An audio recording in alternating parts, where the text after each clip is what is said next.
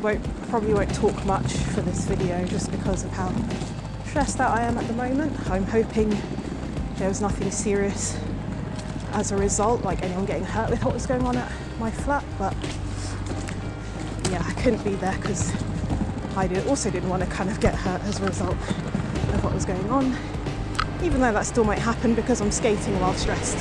But for me at least, the whole point of skating is to relieve some stress, so it kind of works out.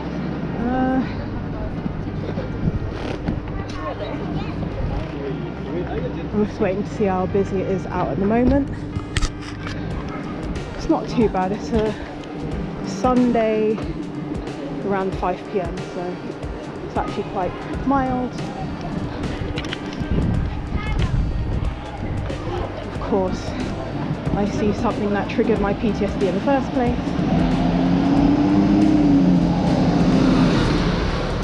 But hopefully the stress won't freak me out too much.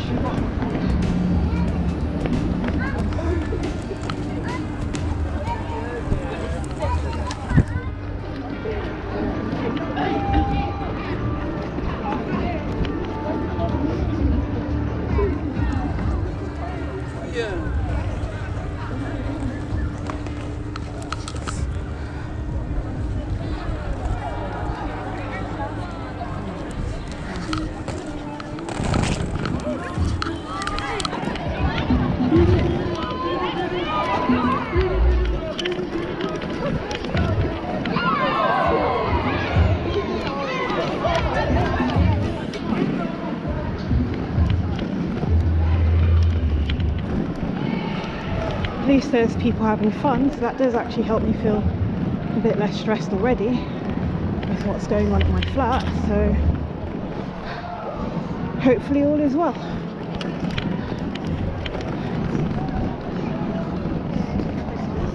I love seeing the light.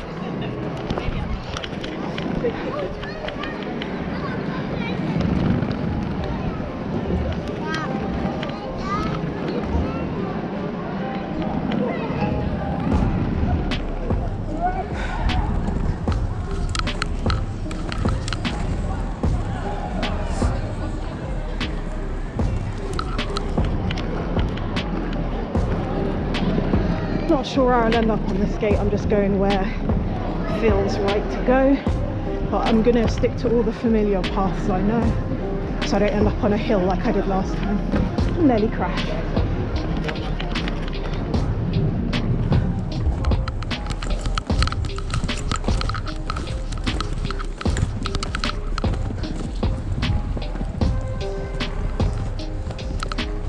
So far so good. My feet aren't hurting yet, which is good. I'm kind of more tired than I normally would be, partly because of stress, but also I've not been out properly for proper exercise in a little while, as well as health stuff and just general difficulty of motivation. But first proper serious skate by myself in years. It's a pity about the circumstances. Pity about the circumstances, but at least yeah, I don't know what else how to finish that statement. Let's see. I was mostly aiming for the square, but the current few cyclists that you might have seen on the camera made me a bit nervous about being somewhere which might be quite isolated. But I'll at least go through the square because that was the main goal anyway, rather than actually ending up where I currently am.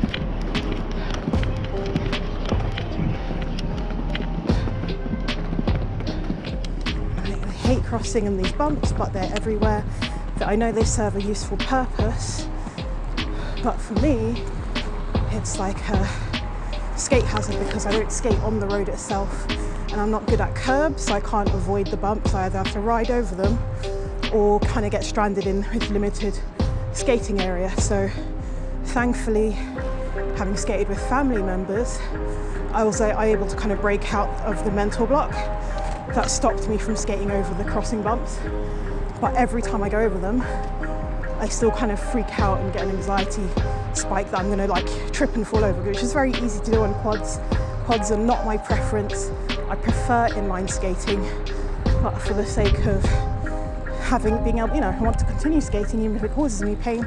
So quads have been the best option for that. Okay, that was also an excuse for a mini breather while psyching myself up to cross here, even though you just saw me go across bumps. So, but it's like every time there's a mental block, especially if it's crossing a road, obviously, I worry about traffic. Hopefully I'm recording.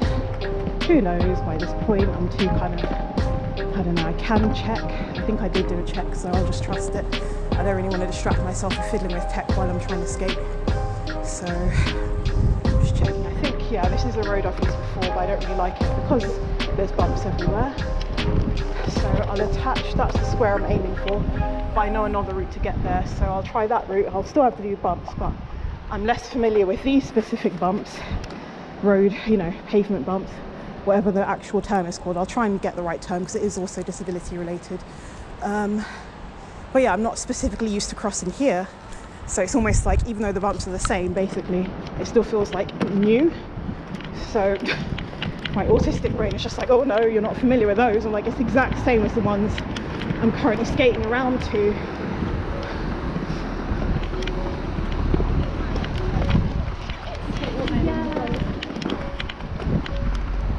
Always hate kind of tight corners like that in case there are cyclists who decide to be on the pavement for whatever reason, which does happen. I don't mind if it's cyclists who clearly need to be on the pavement, where they, clearly aren't confident cyclists, but when it's a high-speed cyclist on a pavement, then there is worry, and that does happen more often than people might realise around London. Right, this was the main aim of this area, but I can see some people are hanging out, and I don't know them, so I'm not going to hang around in this area. I'll do a few laps because I do like how it looks. Downside is, yeah, that sound you're hearing is me braking using the way I'm used to on inlines. I would try the more quad friendly kind of T-stop braking, whatever it's called, but my wheels just tend to work better if I brake like that, rather than trying to put all of my wheels down on the floor for the leg I'm braking with. So that's why it sounds like, unfortunately, it sounds like someone passing gas. It's not me passing gas. That would be an issue for my health team. But no, it's just me trying to not get so much speed, and I panic when I get to like a corner or something, in anticipation of just someone being around the corner and going too fast to actually avoid a collision. So you'll hear me braking a lot where I just feel like I'm too fast because I'm anxious about something happening. But yeah, there's one random person in the square, so I'm just going to do, I think, laps around it. I'm glad they still have the nice floor lights going on. They installed those recently. So yeah, I'll just do laps around the square. There's another set of lights as well that are the same, but it's still nice to see them, so I'm glad they added those. Here's a bit dark, so in theory I could use the light, but there's technically lights. Now I'm going fast, so I'll start braking from now, because at the end of this path, you can't see it, but there's really horrible gravel and bricks, which can trip me up anyway, even though I'm turning off early.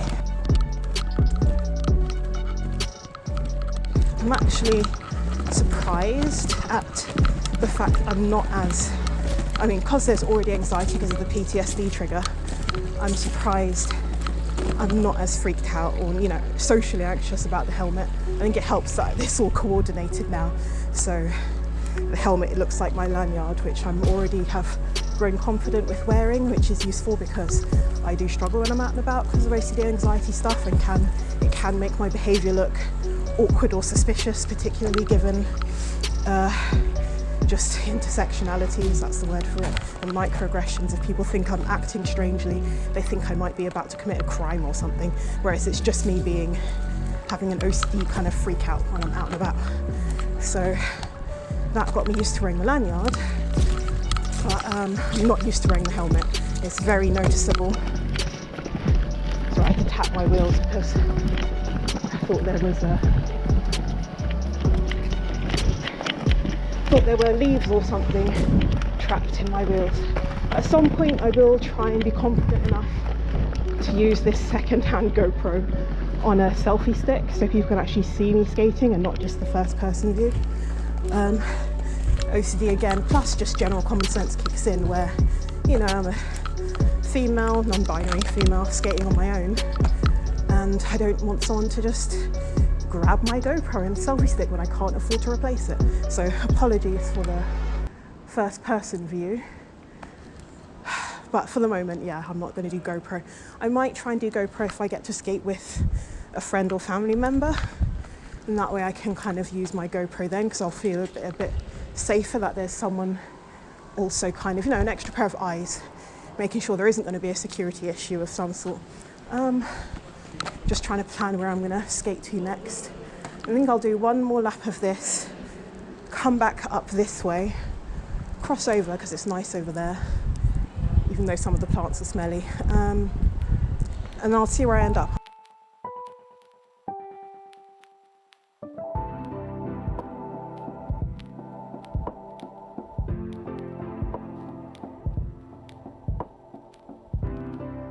What was going on at home was not related to anything like DV or anything like that. It was just like something hazardous happened with another neighbouring flat, and that caused a response from emergency services, and that's triggered all the PTSD stuff, which I'm currently trying to skate off. I wish that connected up. Oh, it does. Okay, change of plans. I'll go to this small, hopefully there aren't kids there. If there are, I'll obviously blur faces or whatever. This is a bit of a sharp high-speed turn, but because it's so wide and there's no one here, I'm comfortable taking that at, you know, relative speed.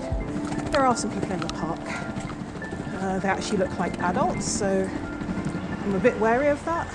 No, there might be some young people, so that's fine. Like parents, obviously not as anxiety-invoking as random people with masks and hoods. One of the cyclists who made me a bit anxious before was wearing a mask over his face, which I understand is standard for a lot of cyclists to stop bugs and stuff and dust going into your mouth, but it is intimidating, especially if they're on the pavement, which those cyclists were. And there is a known issue of like, you know, people on bicycles driving by and stealing stuff and knowing that you can't catch them, so I don't want to get mugged. Even if the people are innocent, it's like, obviously it's the makes cautionary sense to not just hang around people who are wearing masks on bikes and behaving suspiciously while wearing masks. Yeah, it's just parents, so that's safe. Some, obviously at different times of day, sometimes, you know, different groups of people decide to use the park, obviously including even me, so there is a sense of caution if I'm approaching the park. I also obviously don't want to put kids on my camera for safeguarding reasons on their behalf, but I'll do a loop this way, just making sure, yeah, my cane isn't coming apart. It's not a cane that was recommended by a GP or anything like that. It's just I just got it off Amazon because it was tall enough, and purple. I go with purple when I can, but yeah, I won't loop around that way again. I think I can cross here. I think I'm happy crossing here. No, I usually cross on the other side of the road, just because there's a turn in, so traffic does come out of there and it's hard to gauge speed when that's going on. So I'll cross at these bumps, which I'm not as familiar with as I'd like to be, but I'm very familiar with the area itself. So I think, no, actually no, I don't like these bumps because they kind of stretch all the way across. So I have nearly crashed after these bumps before where I didn't anticipate. I kind of smacked into that glass window. So I think I will loop back around the park and back out the way I'm happier with. Yeah, I'll do that.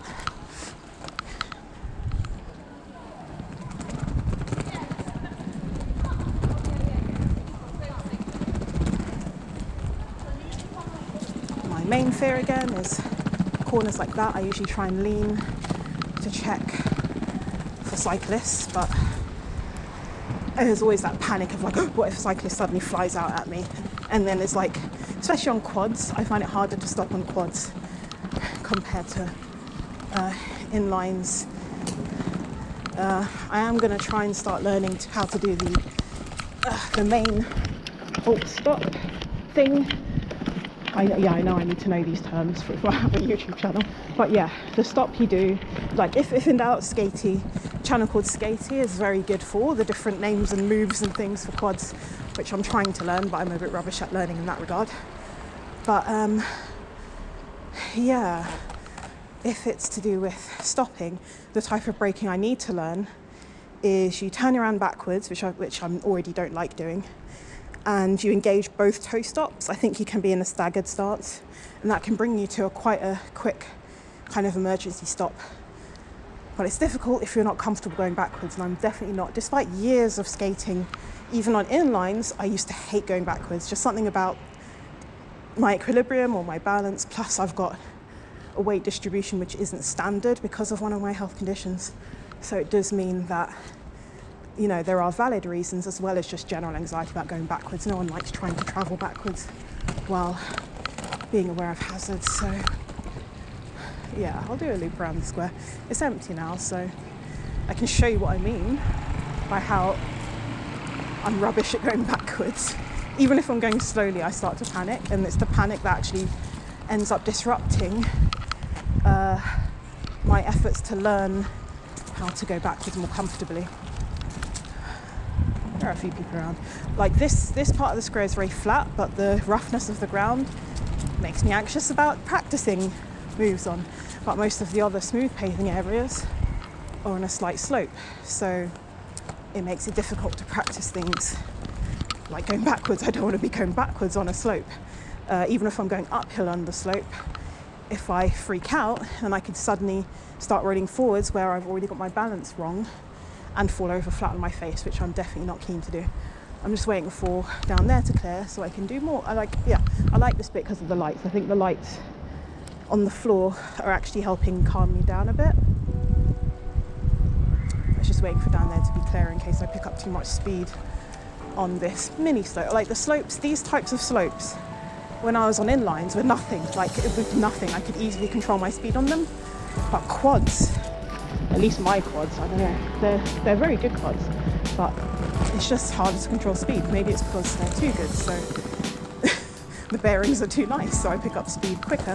Plus I am a heavy person, so I pick up speed faster than even when I'm skiing with family members. I'm usually the one having to aggressively brake.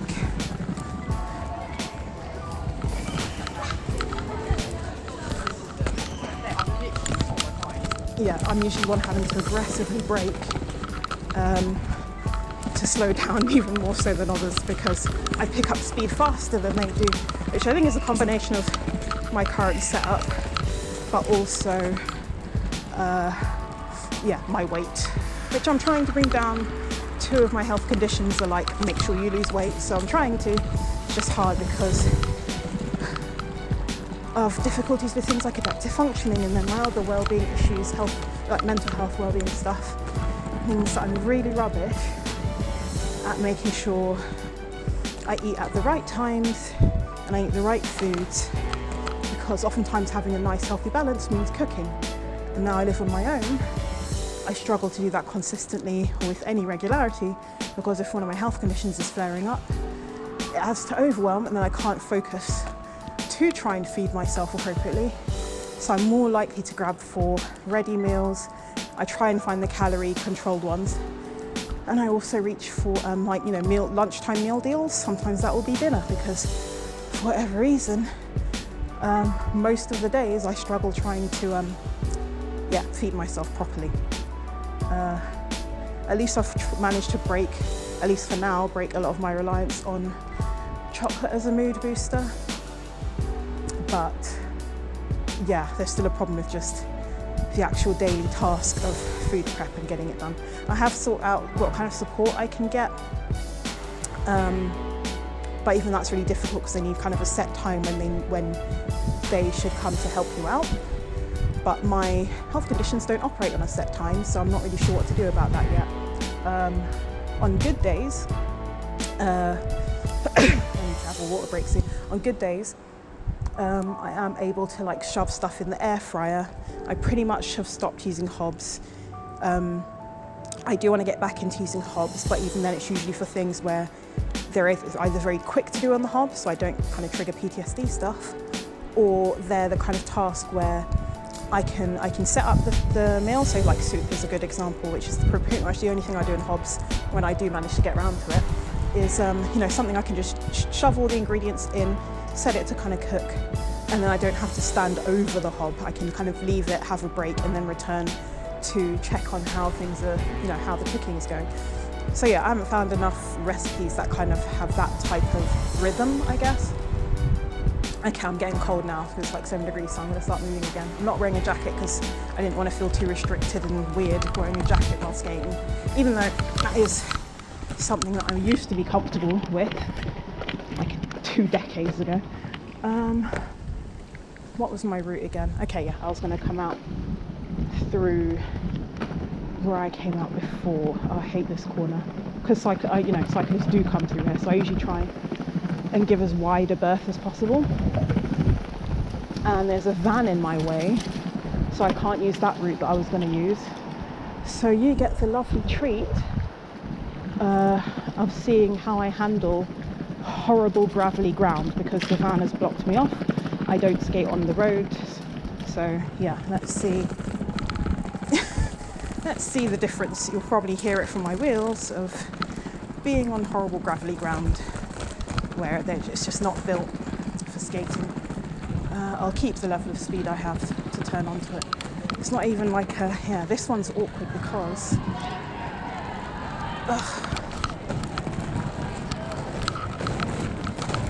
it's like I have to work really hard to get any kind of speed.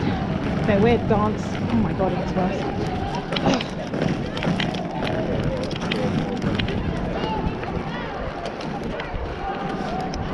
Why is it so bad? There's like a parallel path that's not that as bad as that. But yeah, back near the weird dance competition. I think they're finishing up, which is good because it was a bit overwhelming. Yeah, case in point, it was overwhelming having that activity there, but I'm glad people are having fun. But yeah, they're not usually there, so it was a bit different to try and be comfortable skating around. I'm just waiting to amp myself up to... Yeah, they're still noisy, so I'm not going over there. I think I'm going to go up the path and then come back down and hope that they've cleared, because yeah, they are leaving. It's just very noisy for me.